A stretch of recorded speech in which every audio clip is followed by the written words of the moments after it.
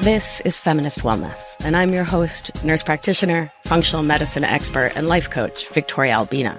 I'll show you how to get unstuck, drop the anxiety, perfectionism, and codependency so you can live from your beautiful heart. Welcome, my love. Let's get started. Hello, my love. I hope this finds you doing so well. This week, I am delighted to share a conversation I recently had with Sarah of the Moonbeaming podcast. She is a phenomenal witch, a phenomenal coach. She is just phenomenal. This conversation was so much fun, and I'm really excited to share it with you all. So without further ado, Sarah. Hello, Sarah. So delighted to have you here.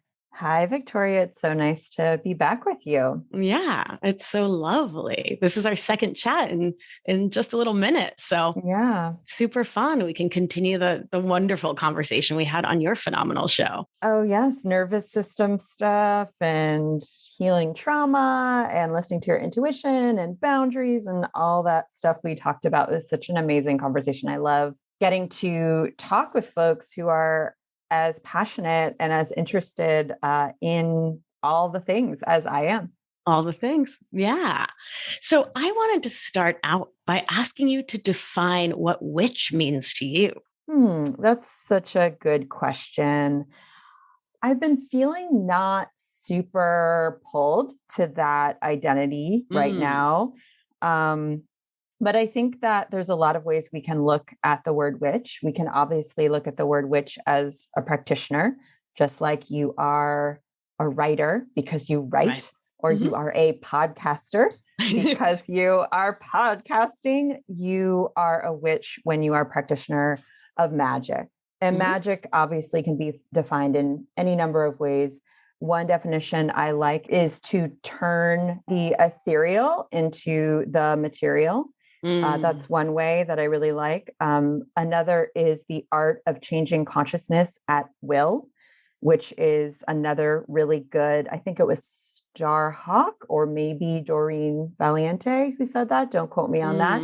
But it's about working with energy. It's about collaborating with the world in a way that we understand that we are in connection with.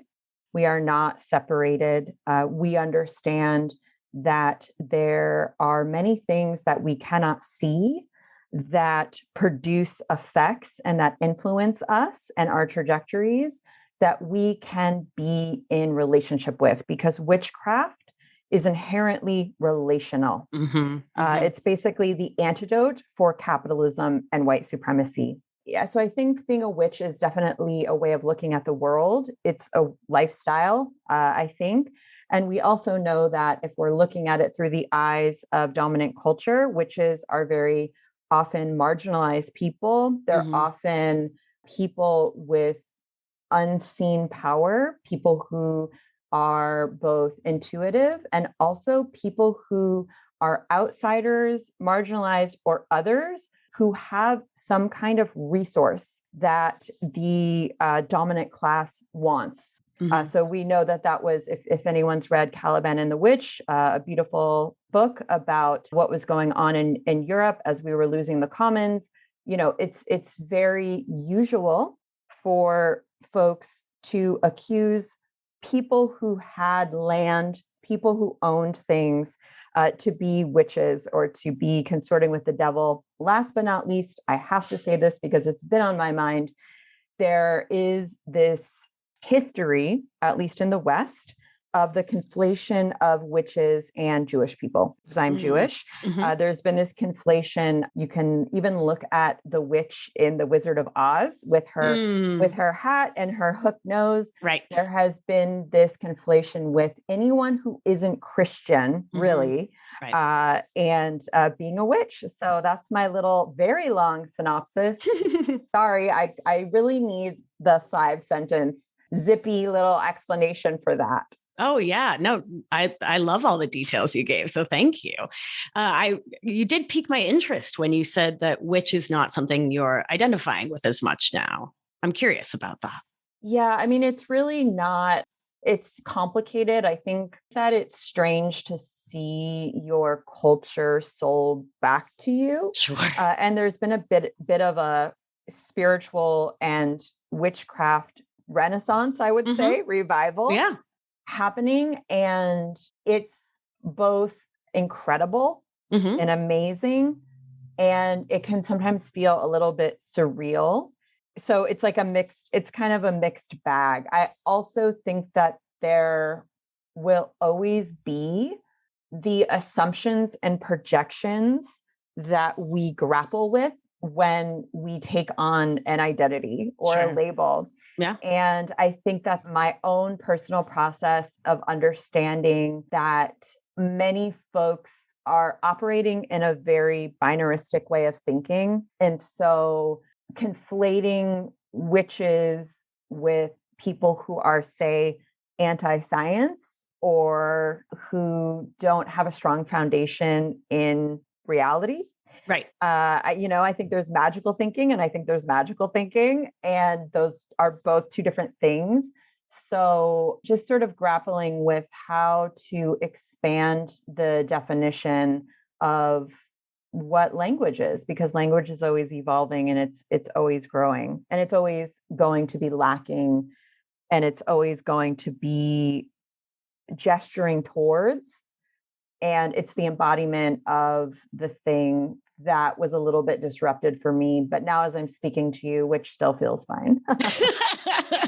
There's something magical about talking it out, right? Have you had similar things like, I don't know, like the word feminist or coach or, sort of certain things that you do? Yeah. Well, I'll even the word witch, that like Instagram is constantly trying to sell me, moon necklaces and crystals. And like I got an ad the other day for a shirt that said witch please. And I was like, really?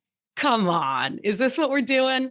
Like, well, this is how capitalism understands connection, right? Commodification. Exactly. Capitalism doesn't know how to be with something that it can't buy or sell or brand. Right. And I think that on one hand, there's something beautiful about that if it wasn't so disturbing. Right. like if the crystal wasn't mined by 6-year-olds in another country, making $1 or $2 a day. Right. I think that we have to think a lot about what our practices can be, both within and outside of commodification. Right. Absolutely.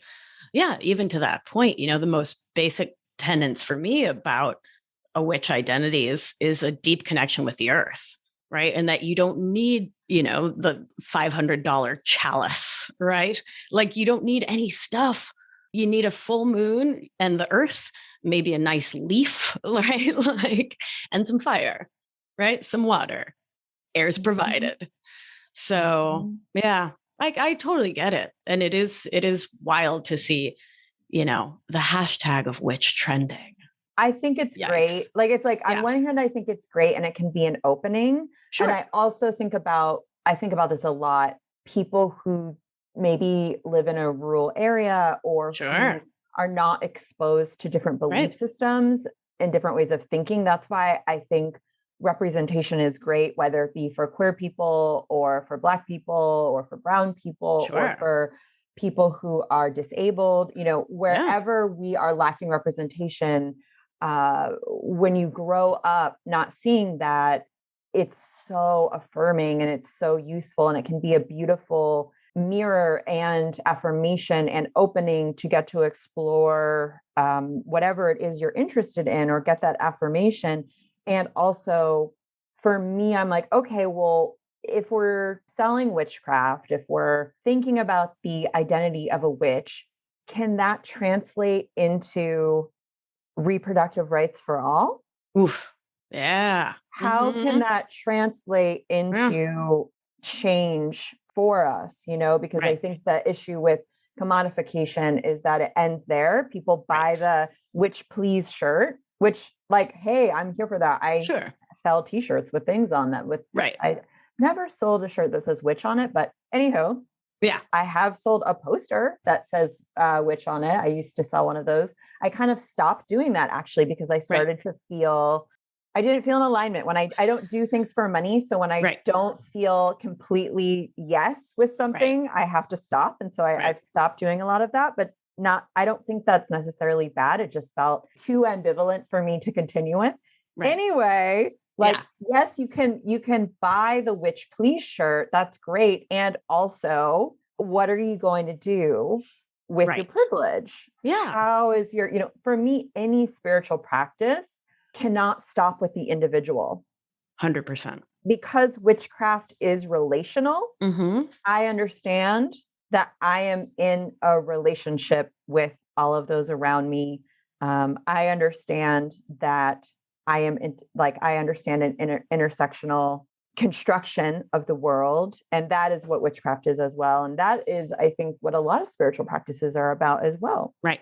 I would agree.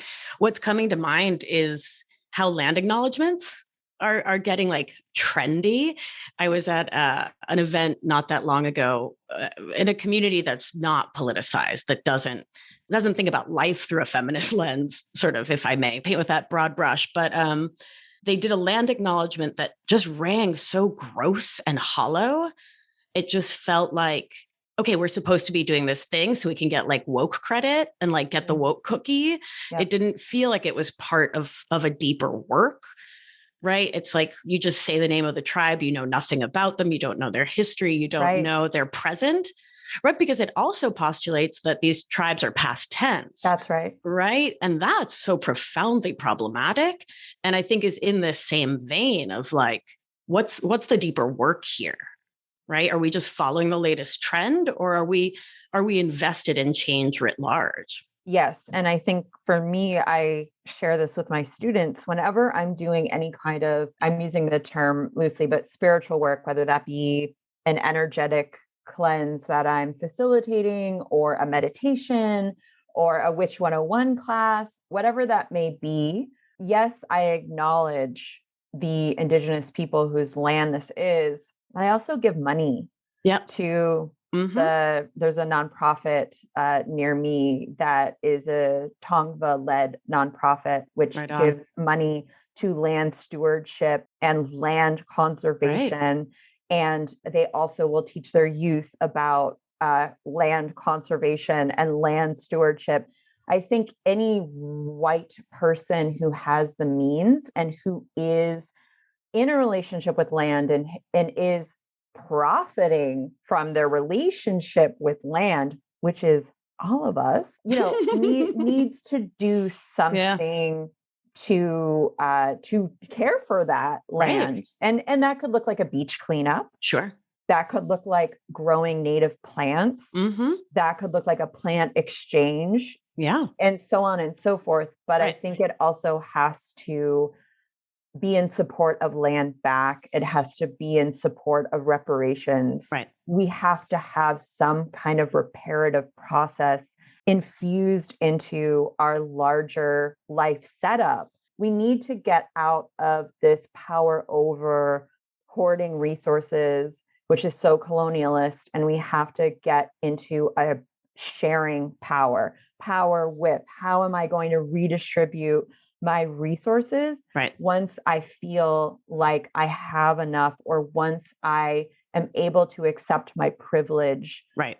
And I think that's where I sometimes witness, both in myself and with other folks, quite a bit of challenge, quite a bit of resistance, quite a bit of ambivalence, quite a bit of uncomfortability. Right. Two things are coming to mind. One, trauma around money and scarcity. So we can tap in there. And the second thing I want to offer as well, I love that you shared some free, accessible, no cost options, right? For folks to honor the land and be good stewards of the land that they are privileged to live on. And learning about the people whose land you live on is such a basic one, right? So here in New York, let's Google Lenape. Right? Like I went on the Brooklyn Public Library and I found a good book about the people whose land I am so privileged to live on. Right. And yes, I also have the privilege of time and internet access, right? Like there's complexity there. But I think most of us who are taking the time to listen to a podcast can also find a book, right? And learn more and not just make it a rote exercise again and getting the woke cookie, right?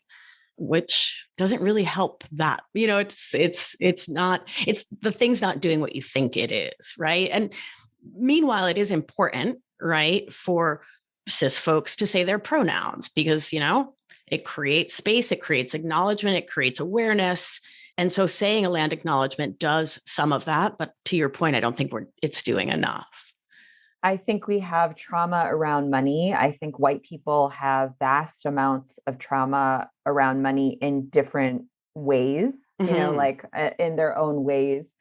I think that because we've been raised with such scarcity, the way that capitalism is practiced in the United States is a scarcity model. So we are indoctrinated with scarcity, even in, this wound that I see so often and acknowledge in myself of never being enough, never feeling like I'm enough, not feeling like when I'm ...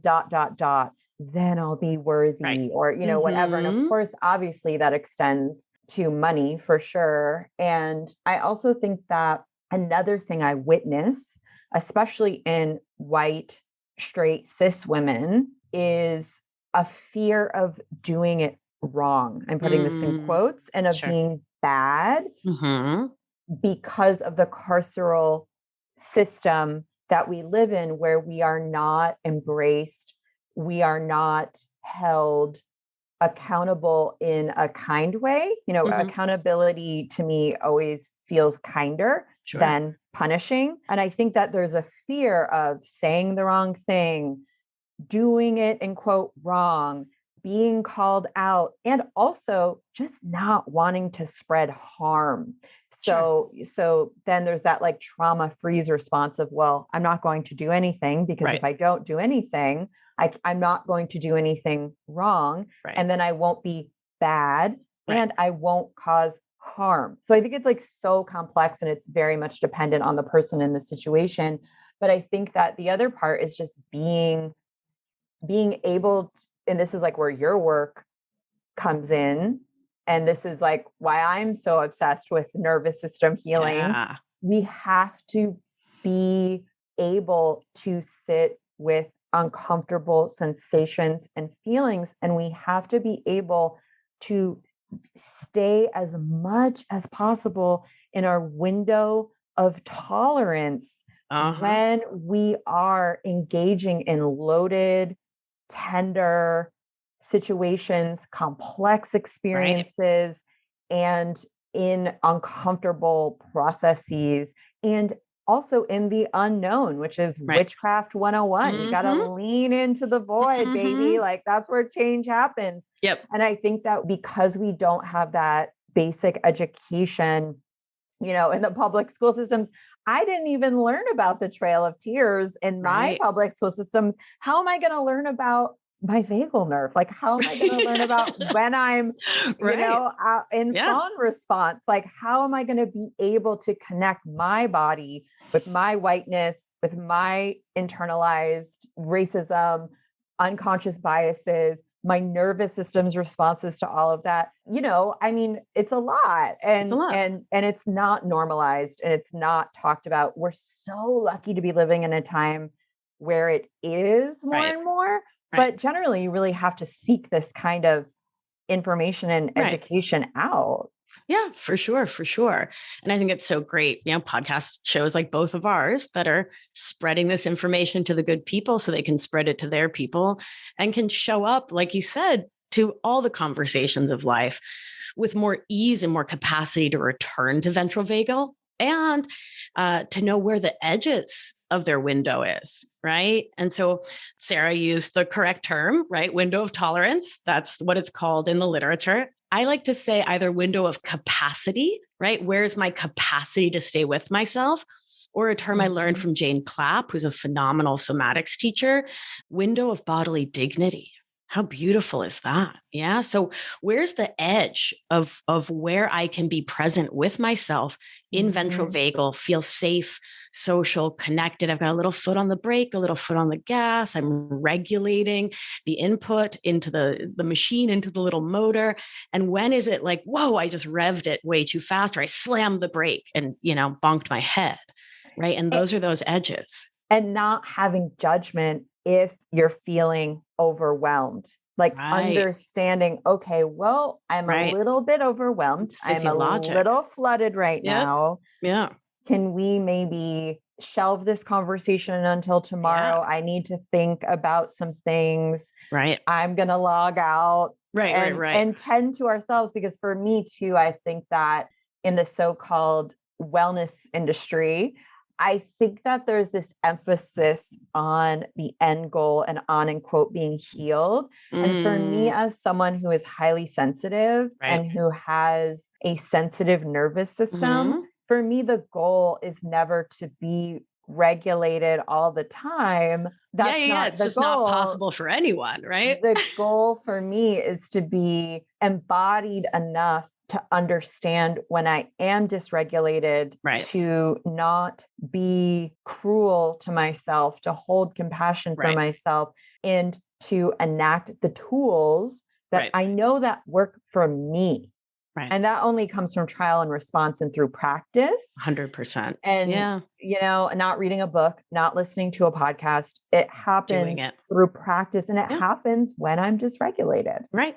Exactly. I'm feeling great. When I'm in I'm going to use now window of capacity. That's so much less blah. Well, my work, with folks managing codependent, perfectionist, and people pleasing thinking. Part and parcel of that is tolerating a whole bunch of crap and growing up tolerating crap, being in all of our adult relationships and tolerating often really being treated in ways that aren't great. And so I don't want folks out there tolerating anything. Like, do not tolerate, right? Yeah. And that's really funny. We have on the highway, I live in Los Angeles, and there's like the Museum of Tolerance. And every time we pass it, my partner's like, what the F? Like, I don't, Museum of Tolerance, he's like, we don't want to just be able to tolerate one another. We want to be in relationship to one another. Acceptance, compassion, love, not tolerance. Not here for that. I love that. I'm going to use it. Thank you for that. Oh, my pleasure. Yeah, it's a good one. So a couple of things that you said really sparked a lot for me. One was about the wellness industry's obsession with interoception. So the looking inward and saying, what's happening in my body? What's that feeling? Oh, I got a little twinge in my neck. Is it my mom issues? Right. And like turning every sensation into something to pathologize. Yeah. Right. And it's not what I teach. It's not what I believe.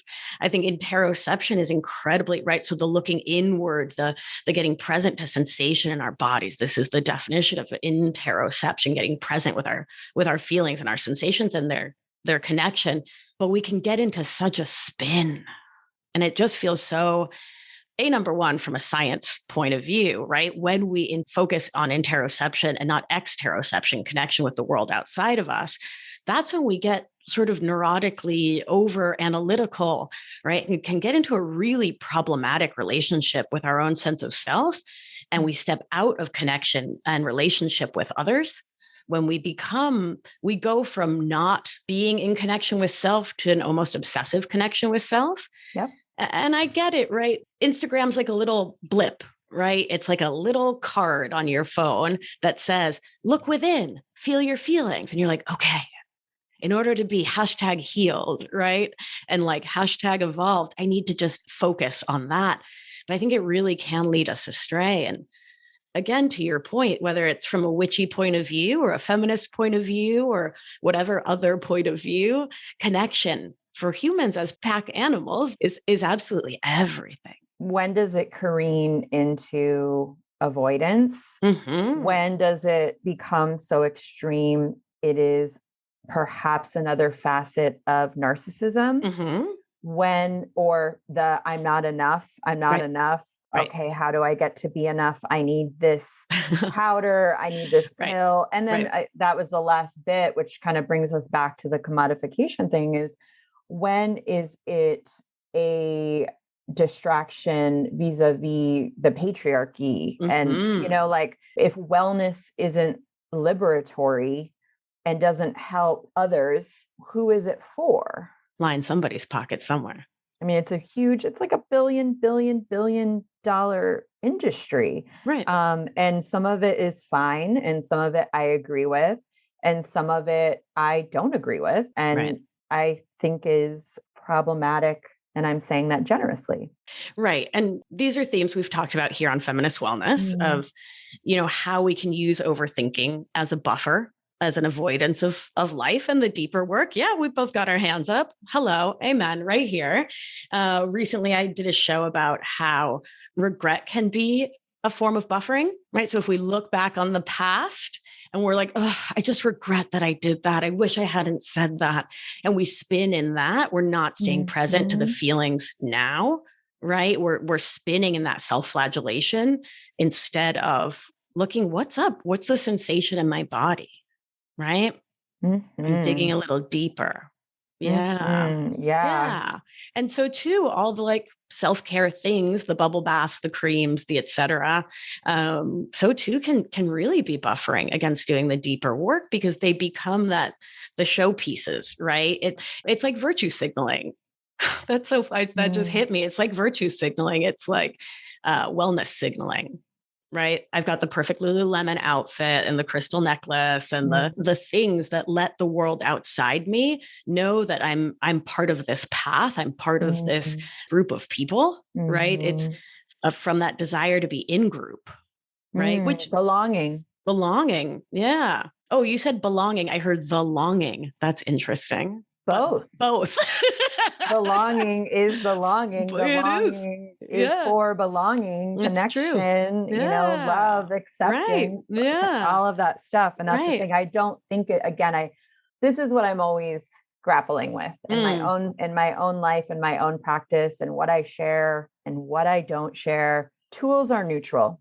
Sure. Just like money, just like this bottle of water, just like whatever, lemons, whatever it is, a book, a word, a language, a practice, astrology, witchcraft, meditation. Although again, I think a lot of these things are great. But anyway, it's a tool. It's neutral. But how are we using the tool? Are we using it to spread fear? Are we using it as a distraction? Are we using it as a control mechanism? This happens a lot in witchcraft where, a lot of people are drawn to witchcraft because they feel like they don't have any control and they don't have any autonomy in their own lives. I certainly was. I was like, oh, wait, I can have autonomy. I can create something larger than myself. I can be powerful. I can, belong. Yeah. I can feel better. I can move forward. There are these unseen forces that maybe want to collaborate with me and so on and so forth. And I think, again, it can kind of careen sometimes into an extreme that isn't useful, that isn't helpful. Whenever you're using magic to control something, I always will check in lightly with folks and have them ask, could this spell been a phone call? Could this ritual be a conversation you need to have with your housemate? Direct communication. Like, do you really need to banish them, or maybe you need to ask them to stop eating your lunches? Like, maybe you just need to put your name on your Tupperware. Oh, that's hilarious. So yeah, I think it's just. Could you just put your name on your Tupperware? Do you have to cast a spell about it? There's that. And I think that can be for absolutely anything. Right. I mean, there's a way that segues back to like the hashtag self-care conversation of like, do you need the crystal infused whatever bath salts, or do you need to set a boundary in your life so that you don't need the hashtag self-care to run away from your life? And sometimes it's both. like sometimes you need to take a bath. Oh my God, totally. With some rose quartz and I some love salt. that. Yeah. And some roses. Yeah. Get more rest, calm your nervous system, totally. take some time. And then maybe you need to turn off your notifications on your work email after 6 p.m. Right. Both and. I'm here for the both and. I just, it's worth checking yourself. Are you using the self-care in lieu of doing thought work and breath work and somatic practices and doing the real? I mean, and that said, I'm a huge fan of conscious distraction, which is a vital nervous system tool that we've talked about here before, which is when you say, my nervous system is flooded. I'm in ventral vagus, or in sympathetic rather. I've done all the things to get back to ventral vagus and it's just not working. And I'm turning on Netflix while in the bath, while eating a frozen pizza. I'm doing all of those things at the same time and consciously choosing it. But I think that's the point that I'm getting to, is that intentionality. Mm-hmm. Yeah. And a lot of things that one of the philosophies or practices that's at the core of my teaching is utilizing the lunar phases, but it's lunar phases as metaphor for what season of life you're in. Right. So I think before we ever move into a endeavor or a chapter in our lives, we have to think about the season of life we're in. So if we're in a waning moon period, that's a time of rest. That's a time of reflection. That's a time of turning inward. Maybe you don't have the capacity to go to the protest or do any activist work outside of paying the bills, taking care of your kid, making sure that you're okay, And then at other times, you have more capacity. Sure. You might be in a waxing period of your life where, guess what? The boundaries are working. The bubble bath is working. The breath work is working.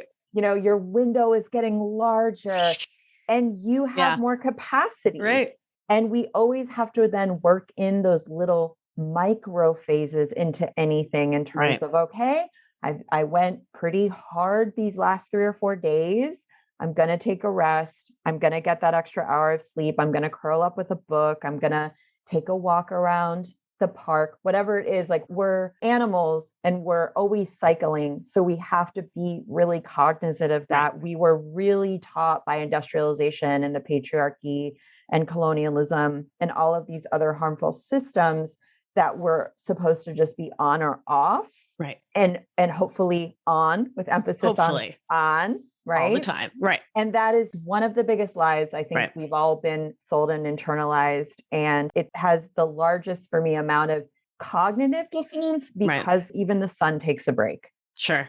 Yeah. There's time to rest. Even there's winter or periods of dormancy everywhere on this planet. We are meant to rest, recoup. We are not meant to be productive steadily. No one is, no animal is, no plant is. Right. And so we have to be cognizant of that, where if we are pushing ourselves because of shoulds or regret, or we're outside of our window, whatever it is, we have to listen to that. We have to listen to our body, and we have to take stock of where we are in the season of life we're in. I love that. And what comes to mind from that is how we approach our healing work, how we approach thought work, how we approach the work of creating change in our own lives and doing personal growth work. Folks often will start this work and be really into it, like do all the things because it's novel, and brains love things that are novel and exciting. And you're getting all those little dopamine surges. You're probably getting a little oxytocin, a little endorphin. You're feeling great. And then waxing, waning, right?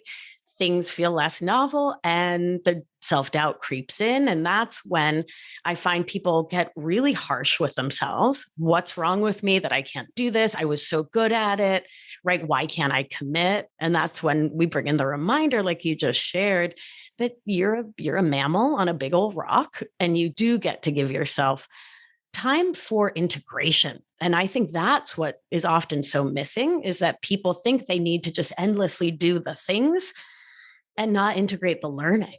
100%. There's that, whatever you want to call it, beginner's luck. Every witch has this memory of that spell they did. They were 3 months in and they were like, wait, I did a abundance spell and I got a check in the mail, the IRS, like what? Right. You know, everyone Right. has that Yeah. sort of, oh my gosh, holy moly, this works. Ah, you know, whatever, whether Right. it's your reticulating activating system or that, you know, that spell that just was amazing. Honestly, I don't really care. It could, again, both and also I also like to remind folks that often healing and change, especially in the beginning, one feels like one step forward, two steps back. Two, a lot of the resistance to change is because we are afraid of loss. There is a lot of grief underneath that. And there is a lot of unknown because we're going to have to change certain relationships. We're going to have to change our lifestyle. We're going to have to set boundaries. We're going to have to say goodbye to certain relationships. And especially for those of us who have history of trauma, the body can often read any change, even if it's a great change, with trauma, with threat, with danger. So we want to be really careful around that as well as we are proceeding. And we want to kind of go just outside, I always say, our sphere of influence, just outside our belief, you know, just outside. If we did 2 minutes of meditation, maybe next week we want to try 3. Right. I also think that in Western culture, there is a obsession with feeling good. Yes. Like wanting it to feel good. Right. And similar to 3-minute morning meditation where, in quote, you don't do a good job, your mind wanders and you're like thinking about this podcast interview you have to do or whatever it is.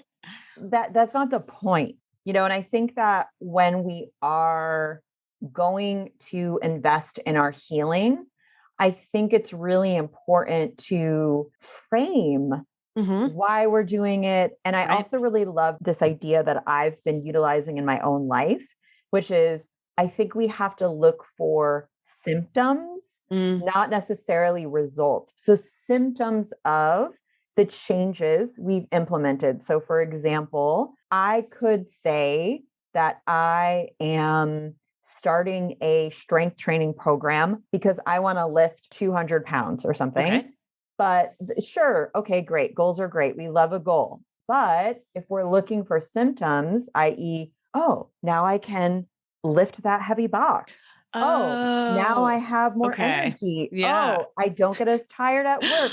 Like looking for symptoms. If we have a meditation practice, oh, I feel calmer now. Or, oh, like I feel a little clearer. Like those, I think we often don't notice the small, almost imperceptible enhancements that a healing practice is giving us until like we stop doing it.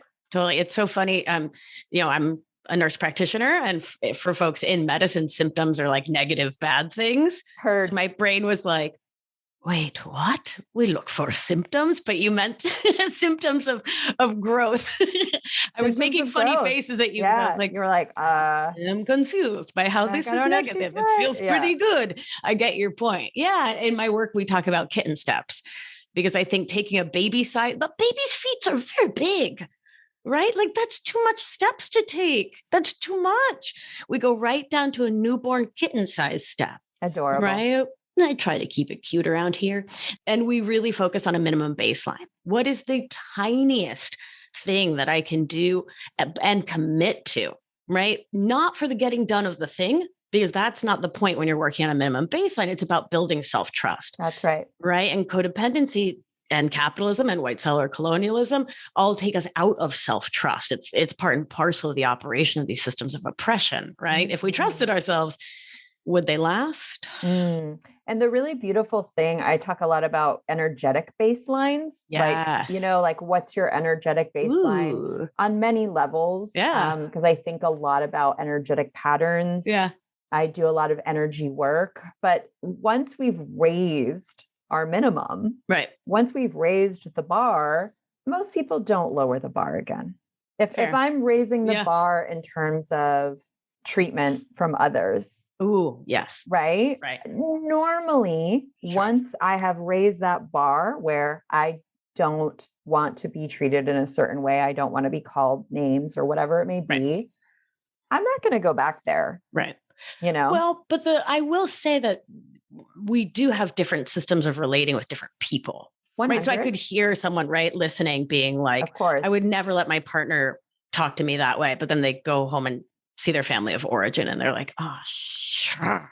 Well, and as I was saying, that's like, we have to also think about trauma, and we have to think about, right. you know, all of those layers. Yeah. I just mean in general, once you've gotten into a rhythm in your life, once you're like, oh, wait a minute, I've had 2 months of 8 full hours of sleep. Oh, you know, you know that there's that minimum. You're like, oh, okay, yes, all right, maybe I had fitful sleep, maybe I had 6 hours this night. But you want to go back to that minimum. We're like, oh yeah, like actually, you know, that's more of what I mean is like normalizing. I think trauma survivors, like I'm only going to speak for myself. Trauma survivors really can normalize quite a bit. Yep. A whole lot of garbage. And also we can normalize, I want to normalize all the good. I love that. I want to normalize, you know, beauty and abundance and connection, you know, because I think that's the other issue I see a lot with folks I work with. This lack of belief or this fear that once we drop the guard, once we exhale, once we soften the belly, you know, that hypervigilance that kept us safe, that defense that helped us get away. Once we drop that, it might come back. And so there's a lot of retraining of you can feel better. You can experience more abundance. You can experience more connection, and you don't have to hold your breath. You don't have to wait for the other shoe to drop, you know? Yeah, totally. I hear this around, like with my clients when we're talking about accepting a partner, right? And I talk a lot about how we need to accept and unconditionally love our partners, which is different from condoning, but we need to find the way to unconditionally love them so we can decide from there if this is the relationship that serves us or not, right? But as long as we're in judgment of them for not being who we think they should be, we can't make a loving, heart-centered decision for our own lives. Yeah, right on. Oh my goodness. This is such a delightful conversation. We are getting close to time, and I want to just make sure to honor the listener. What else would you want to make sure that folks hear from you today? I think we covered a good amount. You know, if folks want to hear more from me, they can subscribe to my podcast. It is called Moonbeaming, and they can also sign up for my newsletter, which you can get through my website. You can Google me, or it's modernwomenprojects.com. Right on. Thank you so much. Thank you for your time, your wisdom, your brilliance. This was really very delightful, and we should do it again sometime. Thank you so much. It's a pleasure. I'm so grateful to be connected to you and get to have these conversations. Thank you, my love. Thank you for listening in. I hope you enjoyed this conversation. Sarah is such a dreamboat, and it was so fun to talk with her. If you are enjoying the show, if you are learning so much from these teachings that I share each week, I would be super duper grateful if you would head on over to Apple Podcasts or wherever you get your shows. If you could give it a 5-star review and leave a written review. That's the most important part.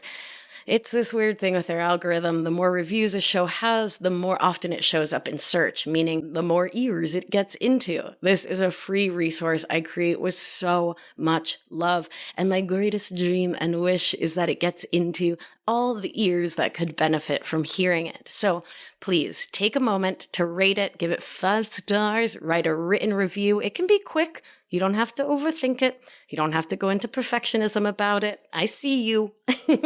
Just write what's real, what's on your heart. And if you've already done that and you want some extra credit, I will ask you to please take a screenshot, share it on your social media, tag me so I can reshare at Victoria Albina Wellness. That's my handle on the gram. I give good gram.